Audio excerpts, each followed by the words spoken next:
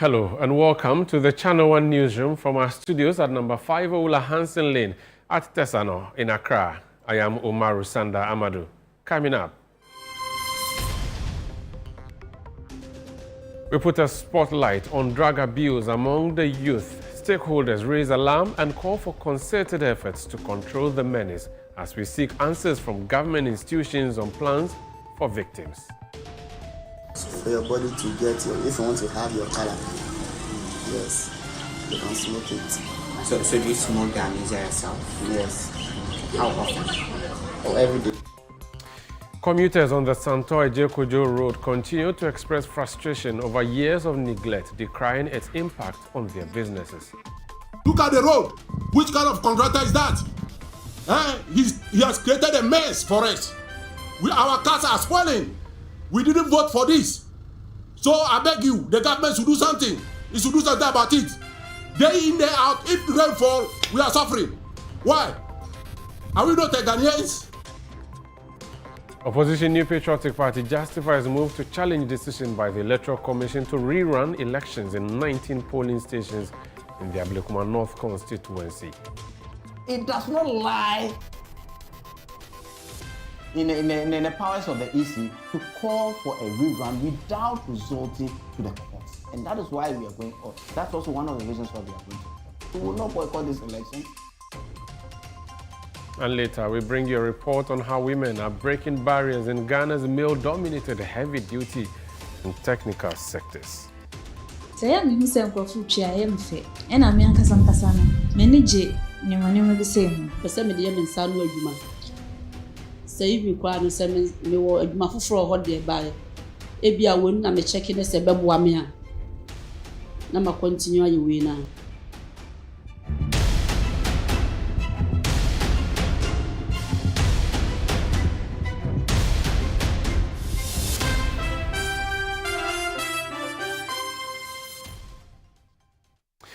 We're grateful that you join us for the Channel 1 Newsroom on Channel 1 Television. We settle for our stories and we start with road infrastructure. Now, what should be a vital access route linking Santor to the Tema motorway has instead become a source of daily frustration. Years of neglect, a stalled drainage project, and a damaged water line have turned the Santor Ejekojo Road into a muddy pothole-ridden nightmare. Commuters struggle, businesses suffer, and residents continue to demand relief. Channel 1 News' Kennedy Chumesi reports. This is the Santor Ejekojo Road, a key route connecting several communities to the Temamoto Way. Yet, the road has never seen asphalt. Erosion, deep ruts, and stagnant water have transformed it into a hazard. Every rainfall turns the road into a mud trap where vehicles sink and commuters are left stranded. Look at the road. Which kind of contractor is that? He has created a mess for us. Our cars are spoiling. We didn't vote for this. So I beg you, the government should do something. It should do something about it. Day in, day out, if the rain fall, we are suffering. Why? Are we not Ghanaians? Are we from Cote d'Ivoire or Benin? We are all Ghanaians. So government have to do something about it. Back in 2021, frustrated residents blocked the road and burned ties in protest. But nearly 5 years on, the situation remains unchanged. The frustrations have only deepened. This contractor, they be contractor. What road? What bridge? Train will cross.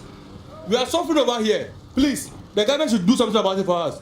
We plead on the government. What is going here? It's badly. Because really, look at what they were doing. They didn't care about us. All our car over here, it doesn't sound well. Uyo ba na anyum wo tinaka mufa kan hwa oye furu besai. Na so ye to waba. Denti ni ye to waba. Ya yi contractor so mbe ye kwan hwan no monitor contractor no ye kwan ne se adwuma no ye no. Ekwa na se enko. Enti ye mpanfum bo ayen ye bre wo Santor East Legon Hills.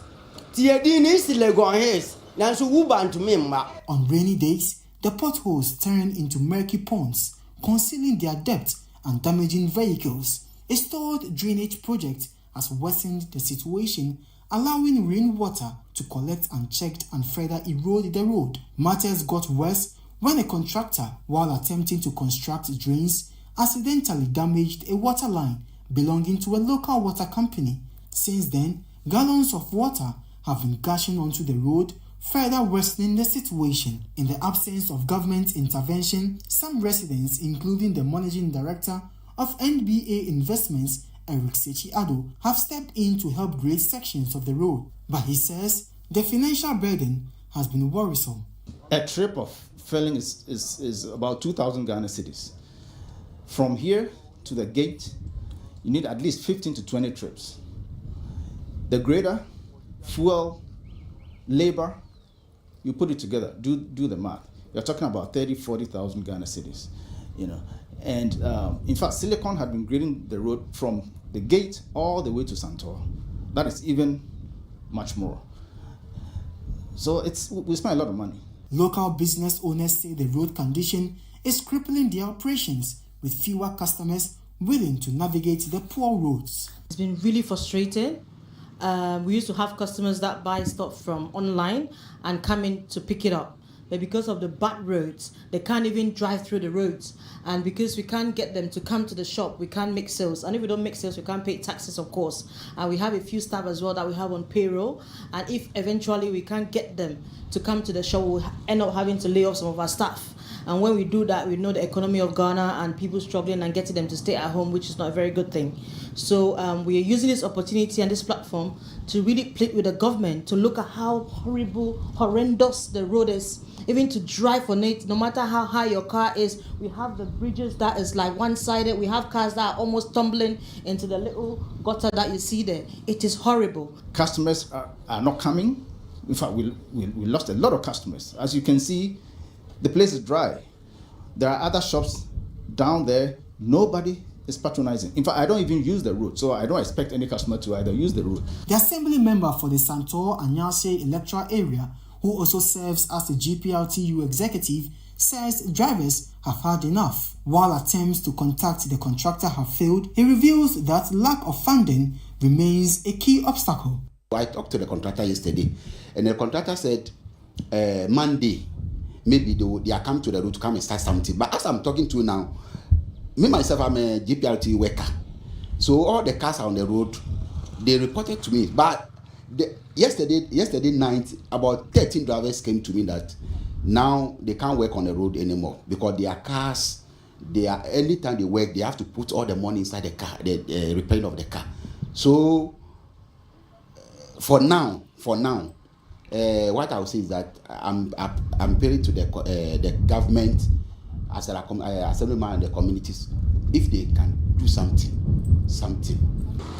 This stretch of the road behind me has no asphalt covering, and during heavy rainfall, it turns into a muddy mess, making it difficult for vehicles to commute the road. Residents are also raising concerns of how it's impacting their businesses and their daily lives. They are calling on the government to immediately come to their aid to salvage the situation. Reporting for Channel 1 News, I am Kennedy Chumesi. Let's remain with roads. And for more than a decade, residents and commuters in 4 communities in the Chima-Kwahoma district of the Ashanti region have endured worsening road conditions with significant impact on both health and economic activities. Channel 1 News' Ashanti regional correspondent Doris Lonta has been to the affected areas and has this report.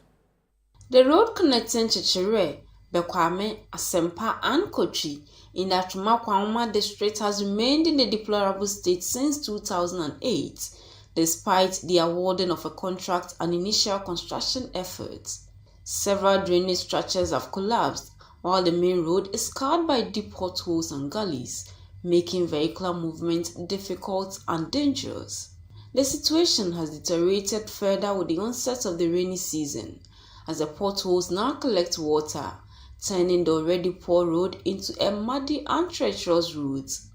Residents and road users continue to experience disruption to daily life as a result of the deteriorating road infrastructure. Every day, you have to visit a mechanic shop. So the potholes, those distance, they are disturbing us too much.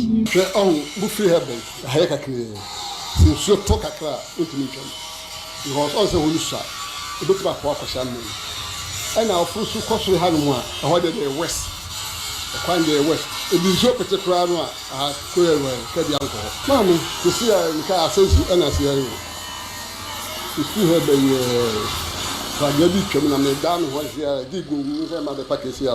Ekwenchua, transporting goods from the Kumasi Central Business District to Chichire, was left stranded after the vehicle carrying her broke down on the damaged road.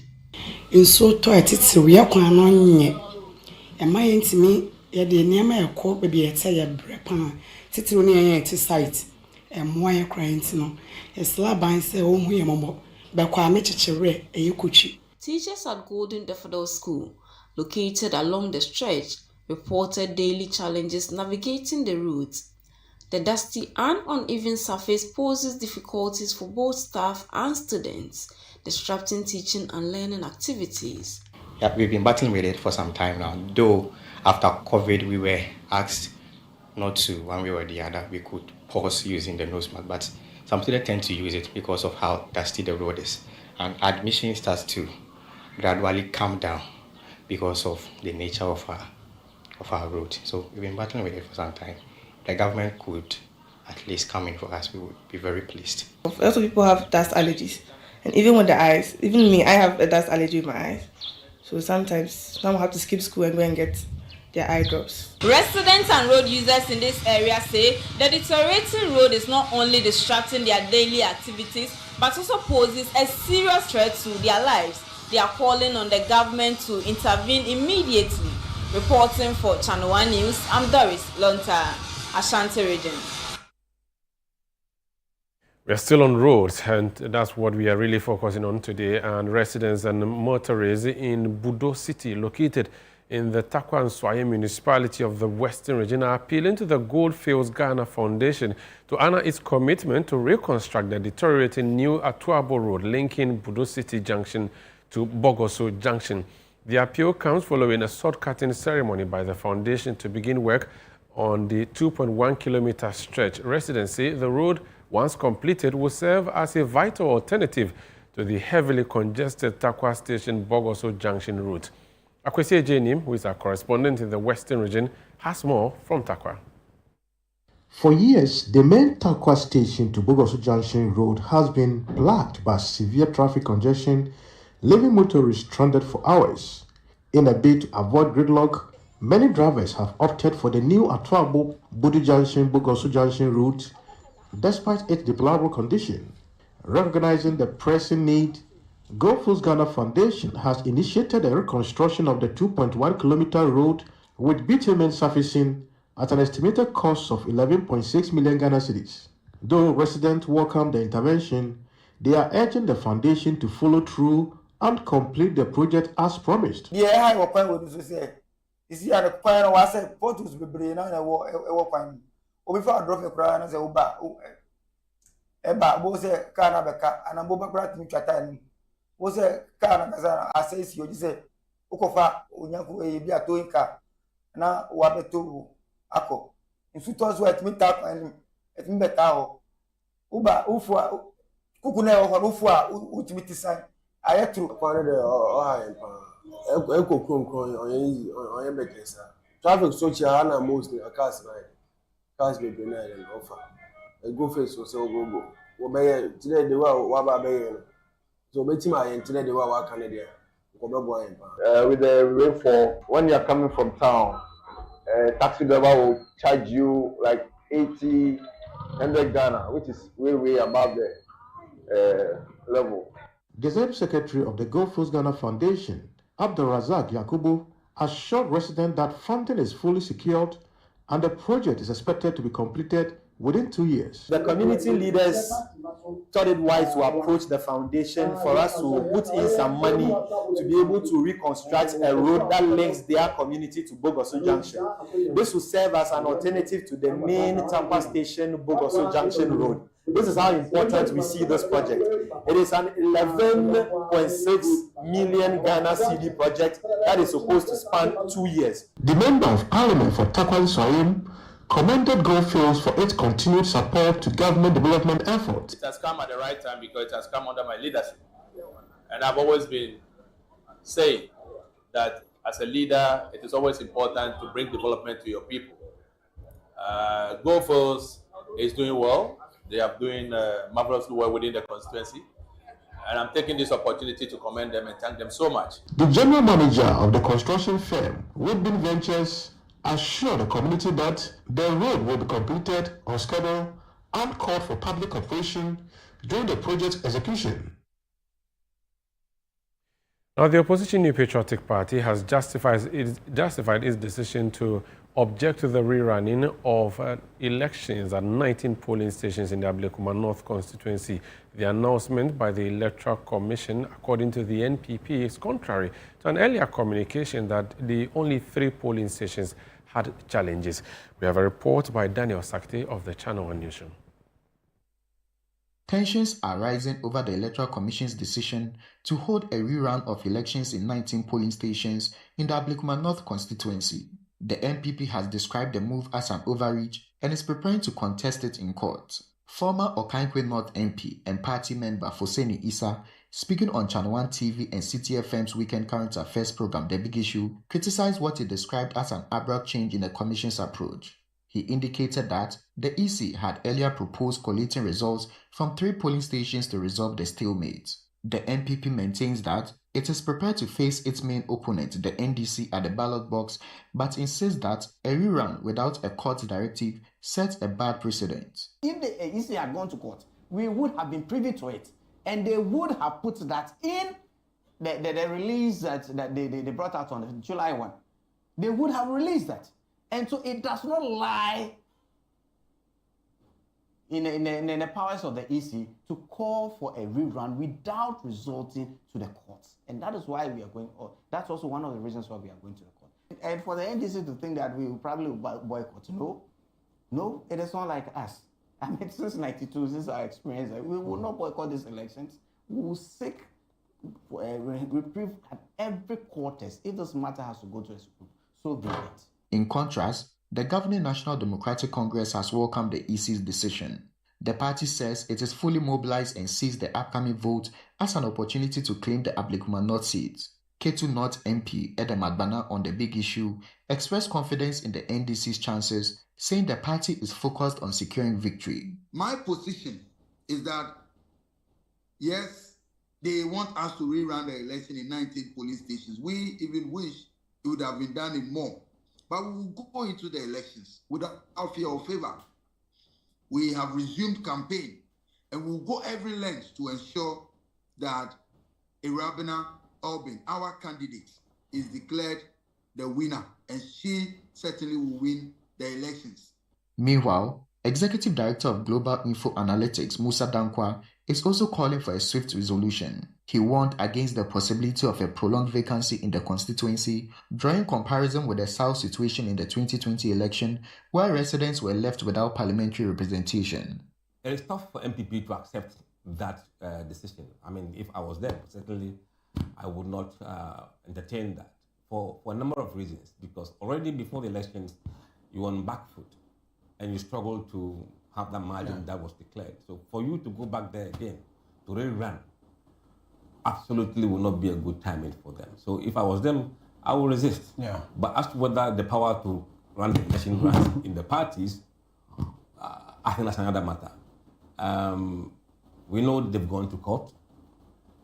We await the court to give some ruling and the guideline or the guidance as to what the EC should do. But I believe at the end of the day, we're not going to have a style situation in Ablekuma North. They'll have a resolution. The outcome of the legal challenge and the EC's next step will be key in determining the future of representation for the Ablekuma North constituency. For Channel 1 News, I am Daniel Sakite. You're still watching Channel 1 Newsroom on Channel 1 Television. Still ahead. We put a spotlight on drug abuse among the youth as stakeholders raise alarm and call for concerted efforts to control the menace. More on that when we come back. Please stay with us.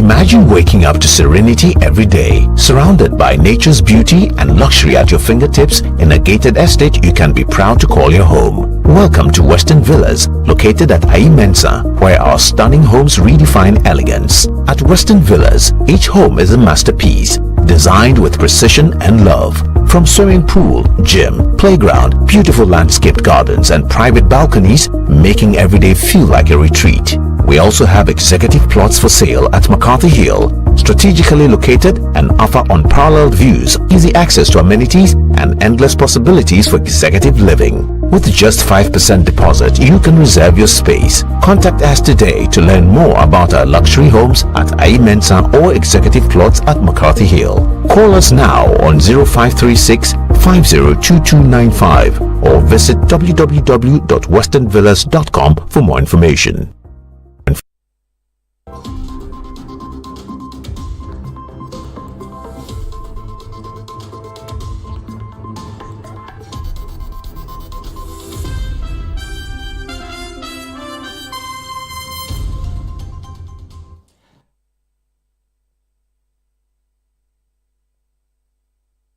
You're welcome back. Now, concerns are mounting in Kaswa over the alarming rise in illicit drug use among the youth. Key leaders in the Central Region municipality are sounding the alarm bells, warning that the trend is eroding the potential of live next generation and calling for decisive action. Our correspondent in the Central Region, Akwesiado, has more in this report. Communities such as Odupongpe Hezongo and Adankope, also known as High Tension, have become hotspots for the trade and consumption of illicit drugs. The situation has left many young people battling addiction, with devastating consequences for individuals and the wider community. At a special prayer service to mark the National Day of Prayer, the Kaswa Municipal Chief Imam made a passionate plea for action.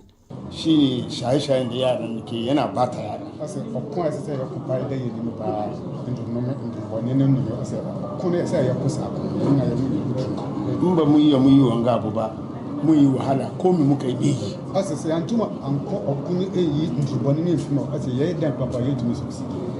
Kuma yakin nan yana sai wurin police yana sai wurin manyan mu da shagabannin mu ya kamata su sa ido. Kami a yayi wani abu duka sai an jara wannan tukun. Also okun so tisa imams and opinion leaders and one of which okun. His call has been echoed by other prominent voices in the community. The chief of Kaswa, Nai Mohammed San Yusuf III, and religious leader Bishop R.O. Ade have both condemned the growing use of opioids and other harmful substances. Sesia ewiasi na eni eda Kaswa concerning drug abuse. Medibetu menim na mumbwa mpiemfu na yantumi yanjina inasu na yantumi fighti da adia ekosu ewo yekroma ya nmise Kaswa yewo baby papa waha. It boils down to parental training. You know, whoever is outside there doing whatever, being negative or positive, it boils down to parental. So we need to tackle from the parental end and talk to the parents as well. On the part of authorities, especially the security agencies, do you think they should be doing something? Of course, they should be doing something in their own authority to arrest the situation. And I think for that, they are doing their best. Former Assembly Member for the Pongpe Hezongo electoral area, May Kankam, says law enforcement must intensify operations to dismantle drug networks fueling the crisis. I don't have much mandate on this issue. It's a policeman, and then the elders must be collaborate and solve that problem. When I'm an assembly member before, this issue came to me in front of my desk, and I work on it hand in hand with the policemen. Always I'll invite the policemen, I'll lead them to the base, and they make their arrest. But I don't know now whether the assembly member also can use that mandate to do that. And besides that, if the assemblyman even didn't came for that program, the policemen are in Kaswa here. We have a region in Kaswa here.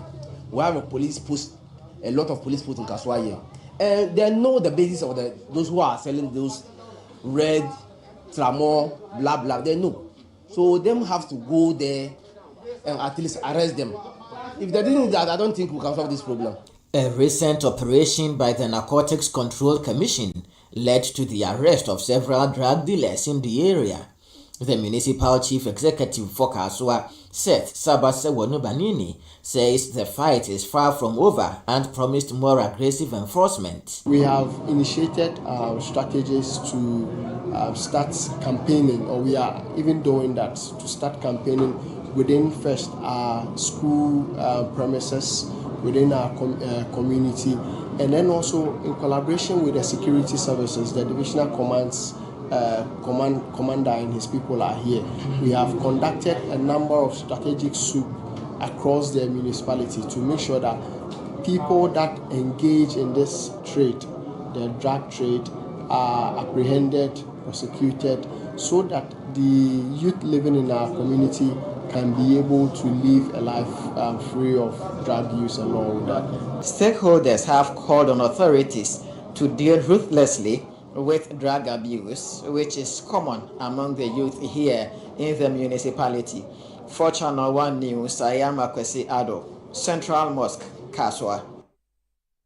Now, vaping is on the rise in Ghana, especially among the youth. Marketed as a cleaner and safer alternative to smoking, it has become a common feature at lounges, parties, and also seen on social media. But behind the fruity flavors and sleek designs lies a growing public health concern.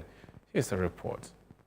In the heart of Accra, Jerome, a young man in his early 20s, has adopted a daily ritual, smoking what he calls amnesia, a herbal substance he believes is more beneficial than vaping. To him, it's more than just a habit, it's a lifestyle, one he claims can even enhance physical well-being. For your body to get if you want to have your color, yes, you can smoke it. So do you smoke the amnesia yourself? Yes. How often? Oh, every day.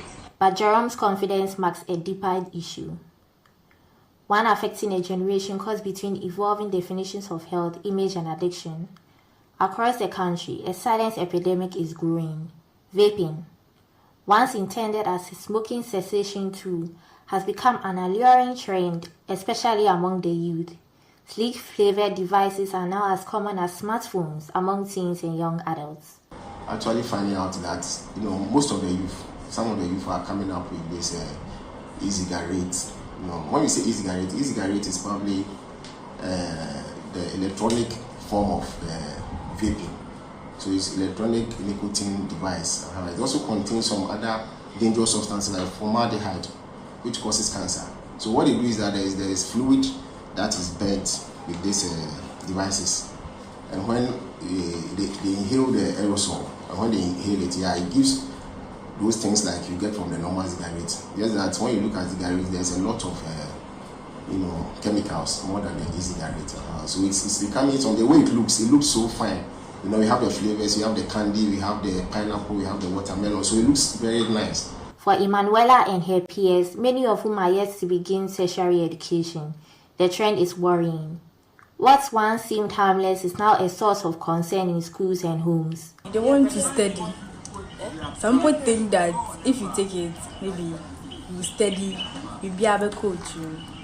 That's what they think. You feel good and peer pressure. So you just get that from them. We can't just go and advise them because we are SHS students and they do. Originally invented in 2003 by Chinese pharmacist Hon Lek, who was inspired by the loss of his father to smoking-related illness, vapes were meant to help smokers quit. But over time, the invention shifted from a cessation tool to a pop culture symbol, embraced by younger generations around the world. Certified addiction counselor Charles Kwacho sees firsthand the toll vaping and substance use take on young people. He works daily with individuals battling cravings, withdrawal symptoms, and fractured family relationships. I work at the counseling unit, and those who come, like I said, they use it in combination with other substances. So somebody comes here with maybe the cannabis addiction, maybe alcohol addiction, then he also uses cigarette, and maybe the e-cigarette. So they come in combination with using there's a multiple substance use for counseling. So we take them through comprehensive counseling therapies here. Then, I mean, we also do like detox. There's a detox, something medical detoxification that we do for them initially. So they go through comprehensive treatment. But those who just come in and probably they want to stop just only the easy direct and those, like I said, you see that we do that reducing regime sometimes. Maybe probably take them through therapy. He is urging the government to expand access to recovery centers, emphasizing the need for affordable youth-focused addiction services to counter the rising public health threats. What I would ask the government is that they should look at the youth when it comes to addiction or probably substance use, maybe the education. I always advocate that we should have a TV station where we have a TV station for the police. We should have a channel for like just giving talk on substances that everybody can just do. Any therapist can, from any hospital, can have a time and talk about it. And then you should have drop-in centers in the communities. There's a drop-in center where a young person can go there and ask for help. But the government should also build, rehabilitation centers whose prices are low than the ones that we have now. They look trendy and harmless, but health experts warn it's becoming a disturbing trend among the youth. Reporting for Channel 1 News, I am Patricia Boyd. Now, the abuse of drugs remains a major threat to youth development, especially in Zongo communities, from the consumption of opioids, including Red 225 and other forms of tramadol. This worrying phenomenon has necessitated several crackdown efforts, including the activation of community watchdogs. The following report by Channel 1 News' Fauzu Masawudu highlights the drug menace in Sabon Zongo, a suburb of Accra. You sing? Yeah, some songs you've recorded already. I have 2 albums. Like Martin Luther King Jr., 36 years old Suleimana Ibrahim has a dream, one ingrained in a strong desire to become a renowned musician, topping charts and signing major deals. But this golden dream unfortunately remains bleak owing to a silent killer, drug abuse. For Suleimana, the journey to what has become a biggest threat started with just a pain-killing dose. Weak. I can't do anything. I must have to take the tablet so that I'll feel health. And you must. Which of the tablet? That one they call it 4-4. 4-4. That yellow one 4-4. You take 4. Over time, he grew more addicted and consequently resorted to exploring more potent options, including tramadol, Red 225, and other forms of opioids. He maintains they have been his physical stimulants. Sulu says, once taken, not even a lion can conquer him in a battle.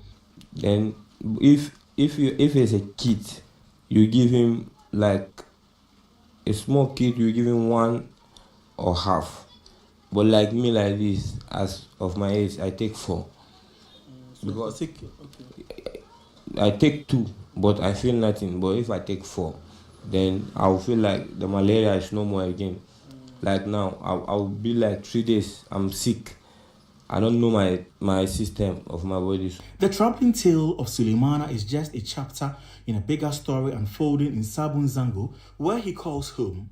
A recent demolition exercise at several drug peddling bases carried out by a local community watch group has led to the group's formal incorporation into broader crackdown efforts by the Ghana Police Service following a directive by the Interior Minister Muntaka Mohammed Mubarak. Leader of the group, Mohammed Kamal Din, acknowledged the myriad of challenges associated with their campaign against drug abuse in my interview with him. Tramadol or the paracetamol, what does it do to your system? How do you feel? You feel speed up, like speed up. You feel like you can take trailer up. It's just like you are doing wrestling. That's crazy. Man, you see one thing with tramadol. People who drink tramadol, they can catch lion, they can catch tiger. You don't know. People who drink tramadol can catch lion and tiger. Take them to the bush. You'll be surprised. You see people who go to the bush, they take it. They take it because why? If they didn't take it, they can't catch the animal in the bush. And tramadol it's like spiritual something. It's just like spiritual. It makes you see very fast and you'll be fast. while taking a stroll through one of the identified hotspots housing at least 6 drug peddling ghettos. Kamaldeen expressed fears the trend could negatively influence children, many of whom hold the potential to turn the fortunes of Sabon Zango around. Ghettos, at least the moon are 40 something. Ghettos, 40 something. San bonka, kuma muna da bonka, kama wurin 6. In kun duba the interior minister yazo ya bar police da suka zo nan sun bar mu nuna musu inda bunkers yake shi sa mun nuna musu bunkers inda yake surround duka wurin police yake surround ko da yaushe. In line with sections 122, 130, 131 and 148 of the Public Health Act 2012, all persons engaged in the distribution of medical products and substances must not offer for sale, sell, supply or store such items except in premises registered and licensed by the Food and Drugs Authority.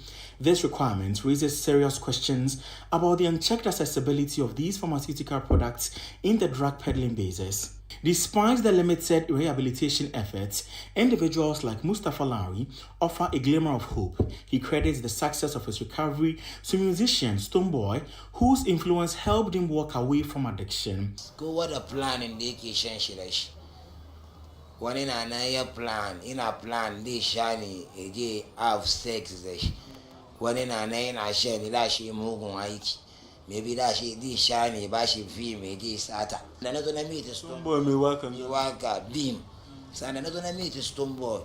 She not gonna come on friendship on Miami. Yeah, tight. Okay, the friendship between you and Stoneboy. Stoneboy, not gonna come on friendship on me. Yeah, tight. It's that tight in the friendship on me. Gonna come. Masha been diking. Be feel kunya me. Is all me feel one happen that is a mame. Kunya ba. In that time, in na Saturday, I've been chilling in a chicken Saturday. In one I've been that is a mamma kunyani, I've been chilly and a chicken. Don't can I some point I am attack and she has Nasamu and Kurida Raiwana, and if I have been she can say no. For Alhaji Abbas Dawood, an opinion leader and long-time advocate against drug abuse, a collective approach will contribute significantly to progress in the fight. Our chiefs don't have influence, so they cannot really do anything. You know, the chiefs, you know how we get chiefs these days. Anybody can become a chief these days. So due diligence. Yeah, so it is. Sometimes you go in and then you see that the chief himself is one of the people who supply the drugs, or himself is one person who takes drugs. So how will this person contribute in the fight against drugs? So the chiefs, we should just look at it and then we should make it our collective responsibility, not the chiefs. If we say we have to look at the chief will be there and then he will not do anything, and the community is deteriorating. He emphasized the need to consolidate the gains made so far. I was giving up. Okay. I don't know if you've seen that post, because you do one or two things and then you walk 1-2 steps forward and then they drag you back. So you feel like what you're doing is. But then when you sleep to think over it, you feel like, no, this is for the good cause of the community. You can't give up, because we've started. And let me say, the work done is almost 80%. So we cannot just leave the 20% to grow back to 100%. Drug abuse is at war against Ghana's youth population, more so in the Sabon Zango community here in Accra. And for authorities, the need for a concerted effort in tackling the menace should be non-negotiable. Reporting for Channel 1 News, Fauzu Masaudu, Accra. Let's stay with this story and go via Zoom to speak to the CEO of the National Youth Authority to discuss how the rising health risks among youth, particularly related to drug use and addiction, can be tackled. Osman Ayariga, good evening and welcome to Channel 1 Newsroom. Good evening to you, my brother Omar Sanda. Good evening to your cherished listeners. I hope you can see and hear me. Yes, I can indeed see and hear you. Now, has the authority, the one you heard, conducted any studies or assessments to determine the prevalence of addiction among young people, and what are the key contribution or contributory factors that you've identified? Yes, thank you very much. And I would want to apologize to your viewers. I think I'm currently having this interview in a vehicle. I'm moving from one town to the other. So I have to park to grant this interview, considering how important it is to me. So if I'm not too clear, I want to apologize even before I start. The issue of substance abuse has become very teething and very pivotal so far as the National Youth Authority is concerned. And quite apart from the very popular ones, which we know as red and other substances, I heard from the news item you spoke about vaping and other electronic cigarettes. Don't forget, there's also shisha. There's what they call the balloon. There's what they call laughing gas. There are many other substances that are being abused in the system. But as soon as we took over office and realized that this was an issue that was hitting the youth very hard, the first step we took was to start a campaign against the very popular substance, which was red, which we named as Red Means Stop. It didn't mean that we're only fighting red, but it meant that we're fighting every form of drug abuse or substance abuse. Now, the fight against substance abuse usually comes in different forms and different angles. First and foremost, you need to look at it from the preventive part. That has to do with how you even prevent the drug or the substance from entry. Because first and foremost, there has to be the absence of the substance before you can even have a successful fight. So we've been in collaboration with the Ghana Immigration Service. We've been in collaboration with Food and Drugs Authority. Been in constant collaboration with even the customs division also to see how we can prevent most of these drugs from entering even our borders, and also the pharmaceutical companies, also pharmaceutical agencies, to also make sure that most of these drugs that are being abused, most of these drugs that are being sold off the counter that are being abused, also being sold under strict prescription. That has to do with the preventive aspect of it. Osman, Now, if the you can hear me, second- if you can hear me, before we talk about prevention, I'd wanted to know if there's been any survey by your authority, or you are depending on existing survey, or perhaps some other institution may have done a survey that you are relying on. I want to know how prevalent it is and what the surveys have found first. No, we have our own survey because the National Youth Authority deals with all the youth, even from the senior high school all the way into the university campuses. Now, from the survey we have on ourselves, it's proven that almost 8 out of 10 young people have tried one substance or the other. Have tried. And out of that 10 also, it looks like close to 7 of them continue to be on those substances. And this is very popular, especially on the university campuses. They have different types of pills that they pop. And most of these pills are usually popped during parties. Most of them are popped when they go out to club. And most of them are just popped just to make them extra happy. And that's why I mentioned most of these substances. They have what they call the balloon. If you go out these days, you see many adults holding balloons. The balloons are not Christmas balloons. It contains a certain gas, they usually call helium gas, popularly called laughing gas. And that is supposed to make them excited. So you realize that there are many substances out there that they are really abusing. Now, so the first and foremost part is look at the preventive. Then the next step that we are taking very seriously also has to do with the educative part of it. Again, Because before most of you these get to education, let me again come in Okay. on prevention. Accessibility is a key tool to prevention. How are you dealing with accessibility as a preventive tool? Yeah, so we are dealing with the right agencies that are supposed to help us in that fight. And the most important thing is not to make it accessible, not to make it available on the market. And that goes beyond the National Youth Authority. That has to go to either the Customs Division of the GRA. It also has to do with Immigration Services, looking at our borders, and also the Ghana Police Service. Especially once it gets into the system, then the Ghana Police Service also has to crack down on most of the ghettos. As I speak to you right now, there's an operation happening somewhere in Accra. I wouldn't want to give the details because we already held a meeting, and this was a joint force with National Security and some other agencies that they needed to crack down some ghettos in Accra.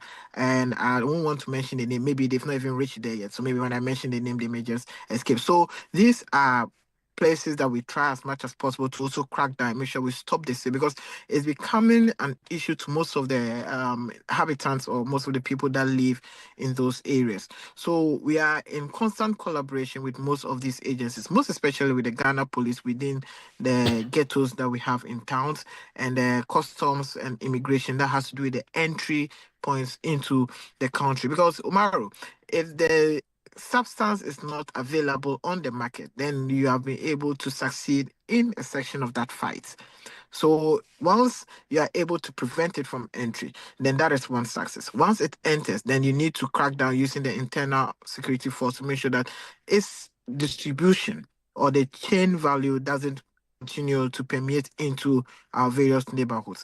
Then there's also the educative part of it, where we need to educate many young people to understand that most of these substances just you can easily get addicted to it. And most of the time, people take it under the guise of, well, we're just going for a party. We need to make ourselves very excited. We need extra energy. And if you listen to most of the interviews that you granted, some people said they even try to take it as a sex enhancement drug. Some try to take it because they think that it gives them extra strength to do work. In our engagements, we've met many young people who have become addicts because maybe they were laborers and they couldn't work very hard. So they were made to understand that if you mix super glue with some energy drink and trophinadol, then it gives you extra energy to work beyond even the 8 hours so that you can earn more money. So most of these people need to go through the educative part of it. Because trust me, even aside from the very popular opioids, people are able to mix energy drinks with super glue and some substance that actually hides them and gives them extra energy. And at the end of the day, they become addictive to that. Now, beyond the educative part, then we look at the rehabilitation part of it. And that has to do with how we can rehabilitate most people who have gone beyond the educative part. Which is actually where I was going to life. go to. On the issue of rehabilitation, I want us to deal with treatment facilities and the stigma around people who are already addicts and seeking help. What's your plan as an authority to help people overcome these barriers? Yes, so the National Youth Authority has some facilities, especially with our youth resource centers, and we are also partnering with some private rehabilitation companies, especially also with the Ministry of Health that also has some facilities that helps with rehabilitation to try and rehabilitate most of them and talk them out of the substance. Now, most of them, beyond just the rehabilitation, there has to be the social cohesion back into society. Most of them who don't have jobs, we will try as much as possible to enroll them through the National Apprenticeship Program so that we can enable them acquire a skill. For those who need to be recruited into various parts of the economy that we think that will be able to make them productive, we will be able to put them through those programs. So the National Youth Authority has a comprehensive plan from its preventive measures to the educative measures all the way to the rehabilitation stage. But what we need to understand is that this is not just a fight for the National Youth Authority, but we're also calling on all private entities, media houses like yourself. I want to commend your media house who have also taken this fight against the drug abuse. When we launched the Red Means Stop campaign, your media house has been so supportive. They have made sure that this has also become like a campaign for them. So it's not just about fighting other menace, but beyond making money as a country and finding jobs for the youth, their social being, their health, their mental health is also very important. So I also call on other media houses to join the fight against substance abuse. But Umaru, there's a more interesting comment I would want to make. I think we need to have a national conversation beyond just the opioids and the rest. Let's also talk about the e-cigarettes, the shisha. Should we ban it? Should we advocate for its the prevention of its importation? These are other things that we also need to have a conversation about. What is your personal view, even before the authority works on a bigger plan? What's your plan on shisha and e-cigarettes? Should it be banned, do you think? I have heard various health argument that is very unhealthy to the young people. So anything that will be unhealthy to the young people, I would always subscribe that it should be banned. But this is a national conversation we need to have. Okay. On the National Apprenticeship Program that you talked about in the Jumaura program, what's the status? How soon before we see people in their masses getting enrolled? Thank you very much. As it stands now, the National Apprenticeship Program, we are just coming from the Western region. We will continue to have more stakeholder engagement. But all other things being equal, by next month, we should have the first cohort move into their training, and we should start with the matriculation of most of the students. Because don't forget that we are training the master craftsmen. There has to be training of trainers before we even talk of the apprentices. But as it stands now, out of the 10,000 that we are going to do this year, we've had over 120,000 applicants who have applied, both online and on paper, who have applied just to subscribe to the National Apprenticeship Program. Okay. However, we'll be doing just 10,000 this year. And I must state that of the 10,000, the first batch, anyone who lives with any form of disability automatically gets admission into the first 10,000 before we go into any other requirements. Also, before you go, the president has launched the no-fee stress policy. What practical steps should the public expect in terms of sustainability, funding, tertiary education, especially for students who did not qualify to be on the no-fee stress program? Yes, before I even go into that, I would want to just state that the no-fee stress, it was a campaign promise by His Excellency John Dramani Mahama that he was going to implement this year, which he has done. And so far, over 150,000 students in total this year have applied, but 34,000 out of the 150,000 students have been validated by the process, by the SLTF.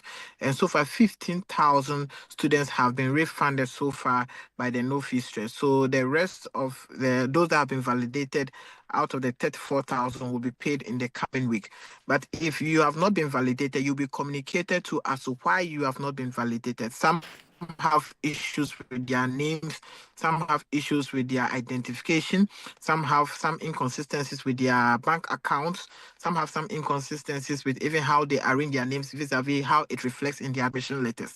So if you've not been refunded, you will receive a notification whether you need to reapply so that you'll be validated. Very well. Now, in addition to that, the president, had already dedicated some funding even to free SHS through the GET Fund. And it is in that same light and that same wisdom that the president has also dedicated some funding to make sure that the no-fee stress policy comes to fruition and comes to stay. Very well. In addition to that, not only the no-fee stress, but people living with disabilities through the no-fee stress and SLTF would enjoy free tertiary education from the first year to the last year of their tertiary education. Thank you. That is a president who cares, and this is the reset agenda, Umaru. Thank you so much, Osman. Osman Ayariga is CEO of the very National Youth Authority. This is Channel One Newsroom on Channel One Television. Still ahead, we bring you a report on how women are breaking barriers in Ghana's male-dominated heavy-duty and technical sectors. That's more when we come back. Please stay.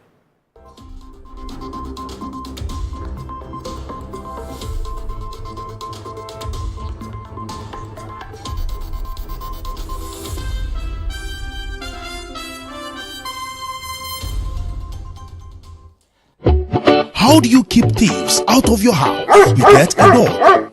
How do you keep hunger out of your belly? You eat food. How do you keep sand out of your room? You sweep it out.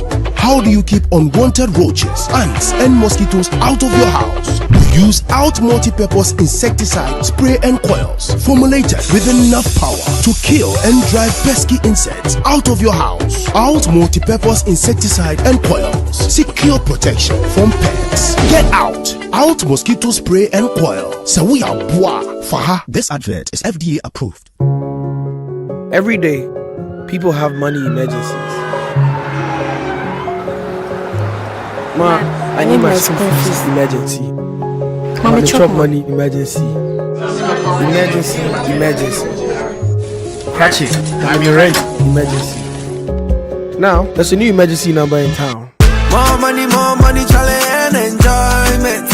At the top life we got. Dial star 770 hash for all your money emergencies and chop life. Dial star 770 hash for money emergencies and get easy and quick access to your money, loans, and other banking needs. EcoBank, the Pan-African Bank.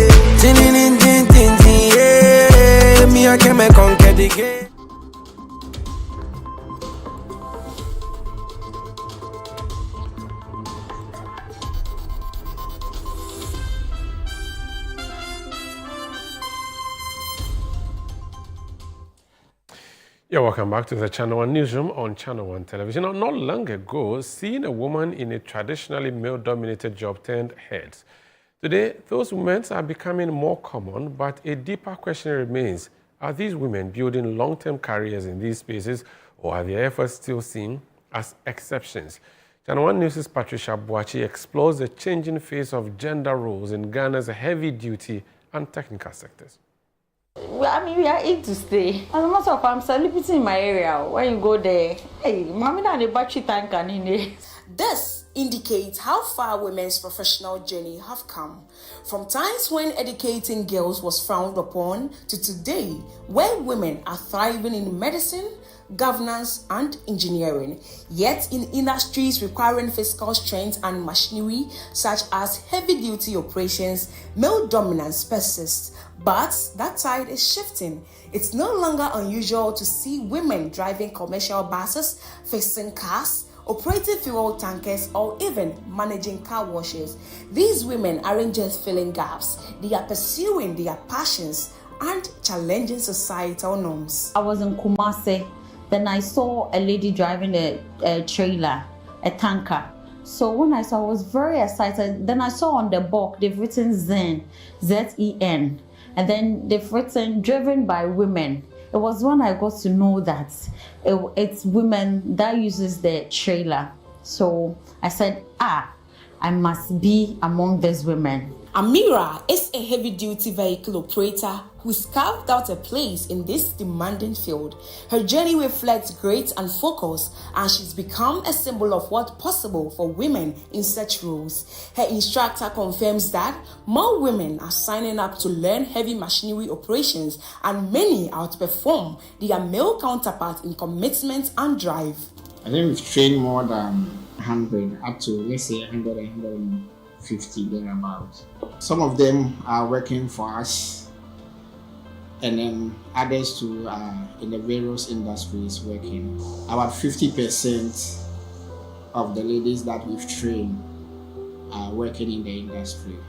Even with that said, outdated beliefs still persist. Some people question women's physical strength, emotional stability, and also holding positions in the sector.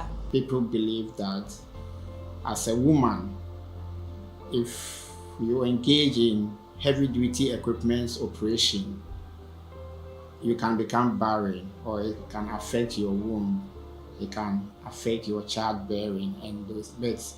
I can confidently say that there is no any scientific research on that, and that is a total myth. Amira, with over 6 years of experience, says the stereotypes are real, but so is her resolve. She let her work speak louder than assumptions.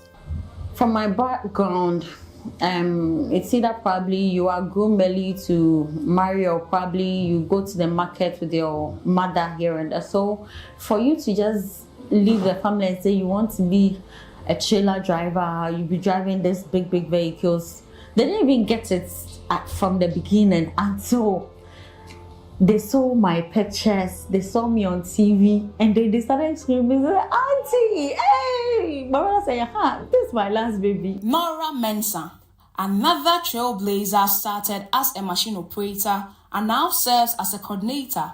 Her story is one of steady growth through adversity. I started as a forklift operator, yes, and then I worked with it for I think about 2.5 years before I stopped going to the tertiary to further my education before I started as an instructor. Nora recalls facing harassment and skepticism, challenges that tested her but never broke her. I applied to some companies, and then you know what they want, like the disadvantage with ladies give. Like they want to sleep with you and all that, and then they fear, and then they doubt you as well. I know with the machine operation, it's not like you are using your strength, you are using your brain to operate, but you are using the machine's capacity to operate. She credits her survival and success to structured training, mentorship, a workplace that supported her through difficult moments. When you have passion for the job, you don't back look some certain things. I will say the salary to count. Assuming you are being paid very well and someone is bullying you, you wouldn't even look at the person. Public perception remains mixed. While some admire these women, others react with surprise or even discomfort. I respect them a lot. And you ladies, your strength is on your waist. So for a lady being a driver, I will be happy that, but I will not allow my daughter to drive because it will affect her. Yet, interest among women is growing. Say me who say nkofo twa am fe. E na me ankasa no. Me ni je nyama bi say ho. Pese me de me nsa no adwuma. Say bi kwa no say me wo adwuma foforo ho de bae. E bia wonu na me check ne say beboa me a. Na ma continue aye we na. If you give these women platform to be trained to learn, they will get money here and there. They will be able to feed their family. But companies are not doing that. They are not taking the risk. They are not motivating a lot of women. Ayonam, a legal analyst, stresses the need for strong policy support to protect and encourage women in technical careers. Every company or every workplace should have a gender policy. I believe that if the organizations have a policy, that will guide how, if women face intimidation, what is the internal structure of the company to deal with it. As more women show interest in enrolling in the male-dominated fields, the demand for platforms to train and employ these women continue to grow. Despite any doubt that they may face, these women continue to thrive. Reporting for Channel 1 News, I am Patricia Boachi. And I am Umaru Sandamado. That's how we wrap up today's edition of Channel 1 Newsroom. Thank you for watching us.